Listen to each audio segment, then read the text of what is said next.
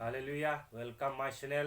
दोस्तों, सबको मेरे चैनल में स्वागत करता हूँ। आज का सुबह प्रभु हमको जो वचन हम बातचीत करेंगे, हालेलुया, रोमियो का थी और भाष 2 है। तो यहाँ में लिखा है कि प्रथम तो यह कि परमेश्वर के वचन उन्हें सौंपे गए। यदि कुछ लोग ने विश्वास नहीं भी किया तो क्या हुआ? क्या उनका अविश्वास परमेश्वर की विषय योग्यता को व्यर्थ ठहराएगा? कदापि नहीं, वरन परमेश्वर की सच्चा ठहरे। चाहे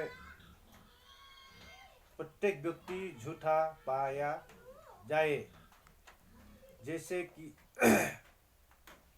लिखा है कि तुम अपनी बातों में खरा और अपने न्याय में सच्चा ठहरे। हालेलुया। तो याते ईश्वर वाक्य कैसे कि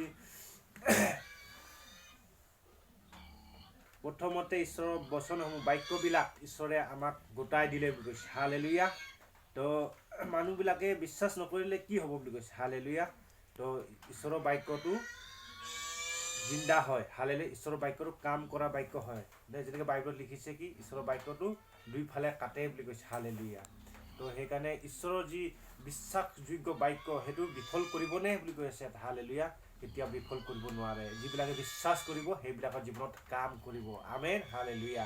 তো সেইকাৰণে আমি বিশ্বাস কৰিব লাগে, তেতিয়া আমাৰ জীৱনত ঈশ্বৰৰ বাক্য কাম কৰিব। আমি বাইবেলত তুমি জেগা দিয়া ঈশ্বৰৰ কাৰণে, তো আমি ঈশ্বৰৰ বাক্যৰ কাৰণে জেগা দিব লাগে, তেতিয়া আমাৰ জীৱনত ঈশ্বৰে কাম কৰিব। তো যোনে যোনে জেগা দিব তাৰ জীৱনতে ঈশ্বৰে কাম কৰিব। हालेलुया। তো সেইকাৰণে ইয়াত বাইবেল কৈছে এনে নহওক বুলি কৈছে, সকলো মানুহ মিছলীয়া হ'লেও ঈশ্বৰৰ সত্য বুলি মনা হওক বুলি কৈছে। আমেন। हालेलुया।